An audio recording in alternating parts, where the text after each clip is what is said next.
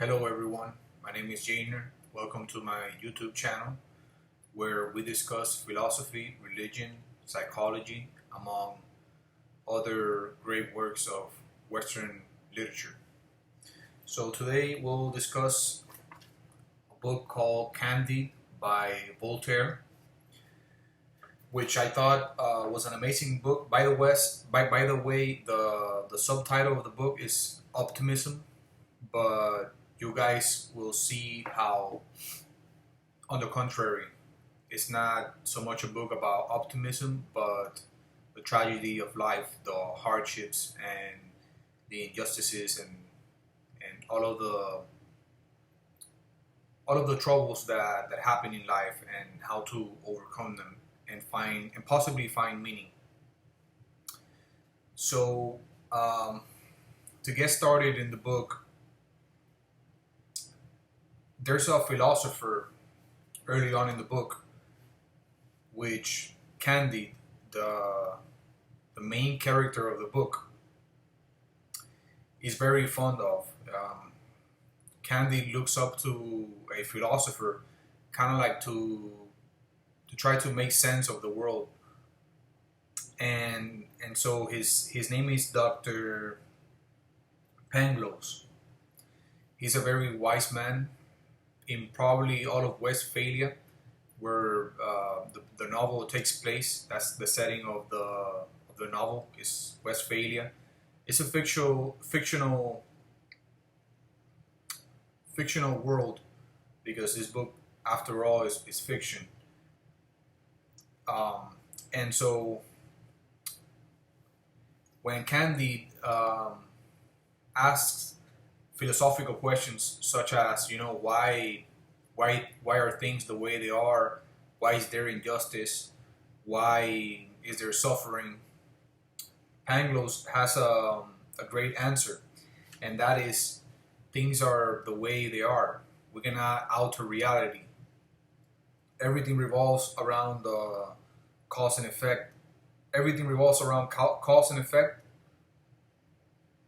and so we have to just accept it the way it is. To which I respond, certainly, none of us by default wishes to suffer. None of us have a reason why, for example, an earthquake might happen all of a sudden and we might lose a family member, we might get hurt during the earthquake. None of us have a real explanation why some people might suffer one day, some people might pass away all of a sudden, despite the fact that they're healthy, despite the fact that they have not looked for trouble. Trouble just comes to them. Candide, and I think Voltaire, is trying to challenge this assumption that many philosophers and even theologians argue that, there's an order to the world and that God wanted things to be the way they are. And so he dives into that, but I keep challenging that assumption that if it is true that people wish to be in a better place, people wish to prosper, to have better things, to be in a better place, then it in fact does not make sense to accept reality as the way it is. Why should we accept tragedy? Why should we accept poverty? Why should we accept lower standards if we wish to be in a better place? But and I think it is also important that maybe 100 years ago, or during the industrial revolution, people worked more days out of the week. They spent less time with their family. They were more prone to work accidents, in which many workers would lose a finger or be seriously injured. And at that time, things ran the way people could make it run. People couldn't do much better. And as time progressed, as technology evolved, we got to a better place. But if we would have had access to better technology back then nobody in their right mind would wish for things to be the way they were before. If in fact we prove that we're in a better place, let's say for workers today, why would it make sense to just say, oh, things are just the way they are? They couldn't possibly be any other way. It just doesn't make sense to me.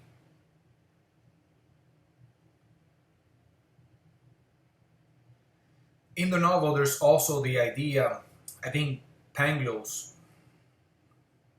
points out that mankind must have corrupted nature just a little bit. For men are not born wolves, yet they have become wolves. So, with this idea, we are to believe that people are not born wolves or with the capacity for evil or to become evil, to do evil unto others. They become evil when they are exposed to the world.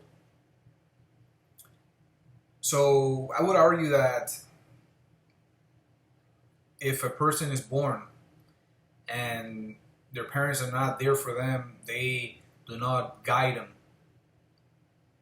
that without any guidance, there's a huge possibility that they turn into evil and that they don't do good for society.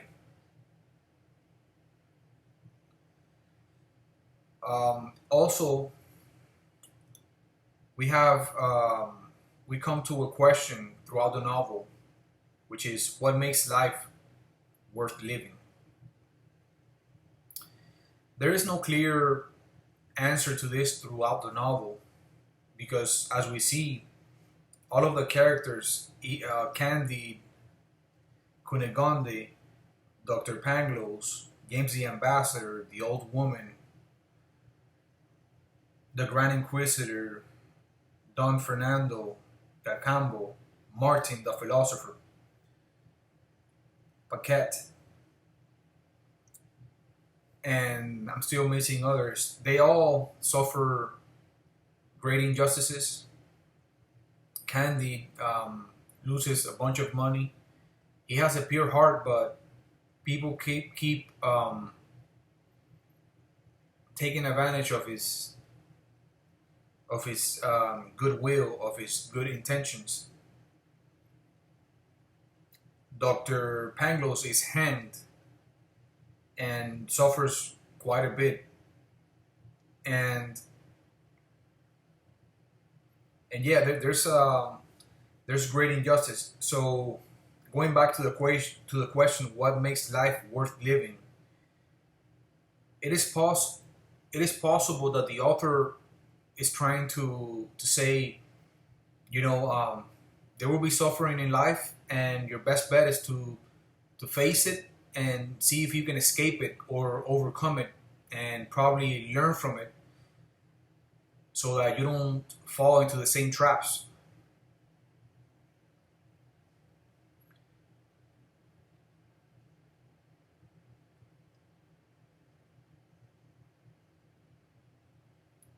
There's a part of the novel where Candide and Dr. Pangloss, or I'm not too sure if it was Martin, the other philosopher, they arrive at a place called El Dorado. It is supposed to be probably Machu Picchu or some place in Peru where people are still living like natives. And this place represents, El Dorado represents kind of like an utopia where the government pays for everything. And so it's a fictional place that we are expected to believe that everything is running well and that everybody has plenty of food. But Voltaire does point out that people are not allowed to leave, probably because if they allow if they allowed other philosophies into their utopia and people from all sorts of places, the place will probably get contaminated. So this utopia or El Dorado is supposed to resemble or be kind of similar to a Garden of Eden, where there's plenty of food, everything is beautiful, everything is running smoothly, and the government pays for everything. It's a rich land which has a lot of gold and a lot of material which Candide takes with him on, with his cheap and yeah, Candide does indeed take a lot of money from the place. But whether or not this utopia is possible, I just don't think that it is possible for to have a group of people maintain a place and keep it running smoothly, and that everybody has the same intentions to take care of the place so that it lasts for decades or even centuries. I just don't think I just don't think it is possible, given the fact that there's so many of us who turn to evil and so much wickedness in the world that I just think it is a dream.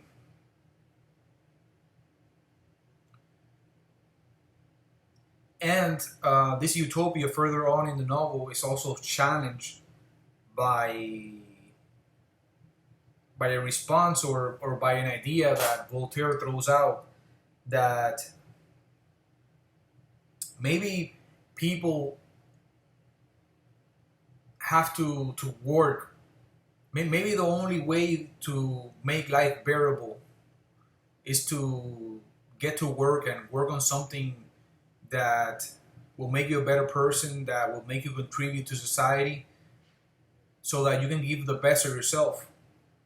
In other words, if you wish to find some meaning in your life, you should take up a great challenge. And this utopia just doesn't just lacks that responsibility, because if you have it all, then why do anything at all?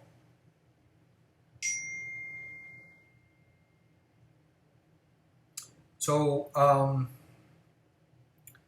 one may believe that they live in the best conditions until they see something else. Or one may believe that they have seen it all, that things are extremely bad until they see something that's even worse. And this happens to Candide all throughout the novel.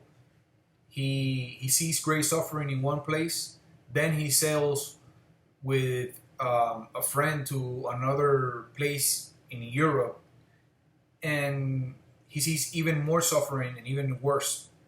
The only time that he sees the best possible world is in the utopia I just described.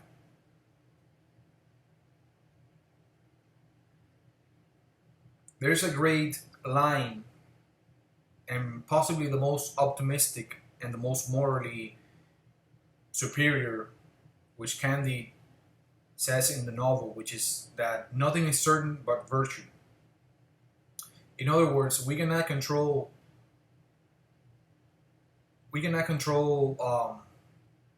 how people do things, how the world responds to you or to others. We cannot control probably suffering. There will always be suffering, but however, we can control our virtues, our morality, how we go about in the world.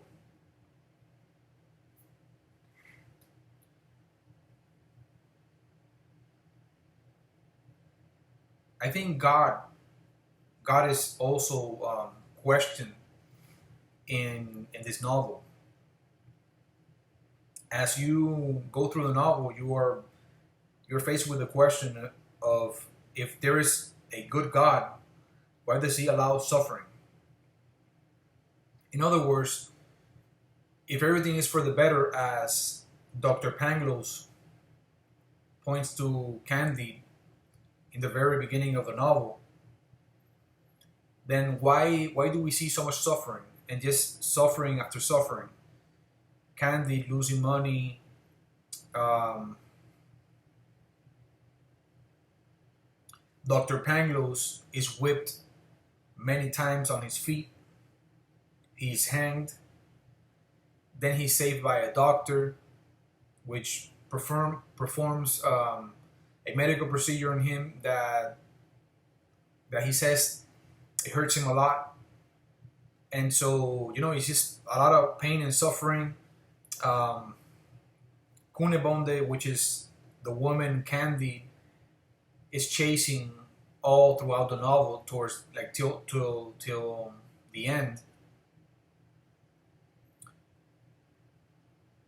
When they lose sight of each other, she, at one point, almost towards the end of the novel, she's working for a master, and she's cleaning dishes and doing. She's kind of like a housewife, and she has become super old, and her face looks kind of destroyed, like she has endured a lot of suffering. So you see that her life goes from good to worse.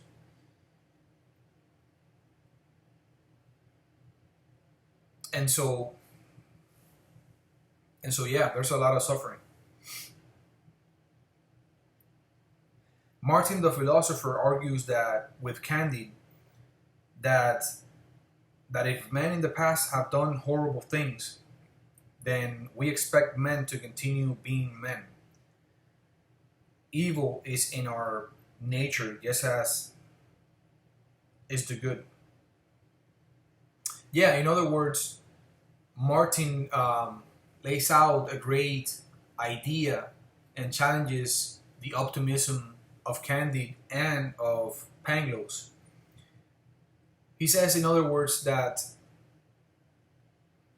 if history teaches us that humankind has indeed been in wars, that there has been plenty of suffering in the past, that men have stolen in the past, they have been betrayed, they have been robbed, men have lied. In other words, that we have sinned in all that can be included in the word sin. That if we are so wicked and we have proof of it in the past, what makes us believe that we wouldn't be otherwise in the future? That evil it's a part of human nature, and we just cannot eliminate it. But then Candide responds and he says, yeah, but we have free will. Yes, it is true that we can choose between what's good and bad, but still there will still be some of us which have just not have had a good upbringing, or that we simply choose evil for unknown reasons, and that basically it leaves us with no escape from evil, from tragedy, and all of the bad things that happen in life. To accept life as it is to stay in the same place, a sign of mediocrity. Nothing could be better than it is. Yes, by following the philosophy of Pangloss, we have, if we truly follow the philosophy that Pangloss lays out in the novel, we have to accept tragedy as it is. We cannot escape what happens, and we have to live with it. I think Martin counters this assumption. He apparently he has seen so much tragedy that nothing impresses him anymore. He says that life is pure chaos. In other words, his philosophy is very pessimistic, but it also is very realistic. He does not he does not escape or try to avoid the fact that there is suffering. In other words, he does not justify it, saying that that life is the way it is and that we must accept it. He understands that it is the way it is, but he doesn't accept it. Whereas Pangloss does accept it. Martin says that every day is a battlefield and there is no purpose. It's all uncertainty. Now, my critique in this thought of Martin saying that there's no purpose, maybe one of the most important things you can do in life is try to avoid conflict or try to avoid suffering. How can you make yourself more powerful and have more, like, develop a bigger capacity to make life better for yourself and for others? I think that challenges Martin's thought. But indeed, Martin is kind of ahead of Pangloss' philosophy in that he points out that there's uncertainty. In other words, that there are things that happen for no reason. Like, what is the reason of an earthquake? Or why should somebody that does not deserve to die just pass away all of a sudden? There's no reason, there's no explanation behind it all. There is uncertainty. Like right now, maybe your friend can be alive and then tomorrow you receive a call, and someone tells you, oh, he was perfectly healthy, he had done everything right his last day on earth, and all of a sudden we knock on the door and we just see him laying on the floor dead for no reason at all. I mean, you can say, oh, scientifically speaking, he choked on something that he was eating, or physically, if we start trying to find an answer scientifically, his body went through trouble and something in his body was not working well, and so he passed away. Yeah, we can say that, but did he deserve to die? Was it justified? Was it justified by something evil or wicked that he did? No, absolutely not.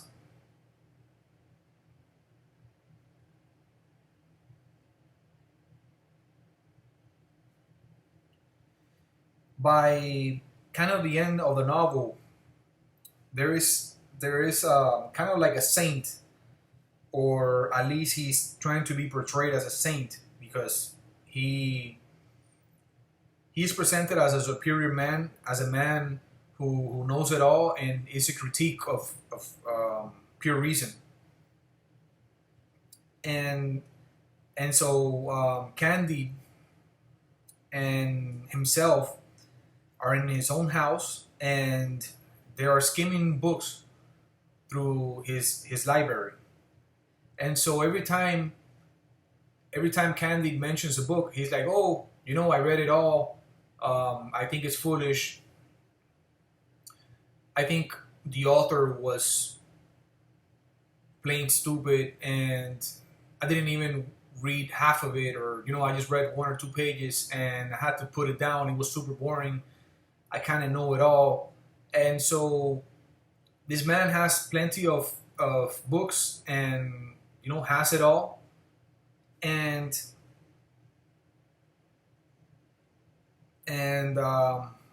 we get the sense that since he's a critic of everything, kind of everything that possibly exists, he does not accept all. He knows it all and he has seen it all. And I think Voltaire is probably hinting at the point in which a lot of people get in life, that because they have it all, because they have access to many things, they take it for granted. It's almost like, tomorrow you become a professor, for example, and you're like, so I am a professor, I have seen it all. There's no more for me to learn. It is also the idea of not being humble and thinking that you know it all, when in fact the world and humanity is so complicated that I do not think that anyone could possibly ever get to the point where they really know it all.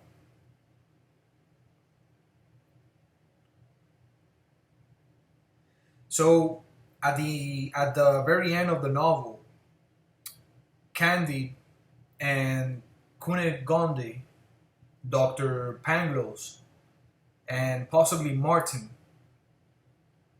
and possibly maybe another character. I do not remember. Everyone is seen at kind of like a farm, or the countryside, and everybody's living well and they have plenty of food, and we are confronted with the idea that despite the fact that they have suffered a tremendous amount, all of them, they are in a better place, and they start arguing and pointing out at the fact that had they not endured all of the suffering, and had they not traveled almost all over the Europe, struggling and suffering and being robbed, had they not gone through all of that, they wouldn't made it and be in a better place than they are. So it's almost the idea of accepting everything that happened, but where I do not accept this idea is that had they if they would have had the chance to avoid plenty of suffering that they endured, they probably would have chosen not to go through all of that, because who in the world would like to suffer voluntarily? And they would have made it to the end, as they made it in their little country home. So yeah, I would say, to understand suffering and to go through it, like, one thing is to understand it and the other is to accept it. Who in their right mind would want to accept such a thing? And the reality for me, I would say, is there's plenty of things that have no justification. Like, in a way, according to Dr. Pangloss' philosophy, we are confronted with the thought of accepting everything as it is, when in fact there's plenty of things that happen and have no explanation. Things happen because they happen. It's pure uncertainty, and it's pure injustice to a certain extent. I think religious dogmatism sometimes expects for us to take on all of the suffering that we encountered. In other words, if something happens, the response is, you could have done better. You or there's meaning to be found behind the tragedy that just happened. Why should we find meaning behind an incredible and malicious injustice that just happened? I mean, we didn't call for it, we didn't pay for it, and most certainly we have nothing to do with it. So why do we have to take it on to ourselves? It's just I think Voltaire does a great job at laying out the problem of suffering, and suffering not caused by the actions of anyone, suffering that comes from nature. He does a great job at laying out that problem, which I don't see how any theologian can possibly answer that question. And I don't think Voltaire answered that question in the book. And his intention was probably for his readers to make up their mind. So, guys, I hope you guys enjoyed my response on this book, and I recommend you guys go ahead and grab it. It is a great read, and thank you all for watching this.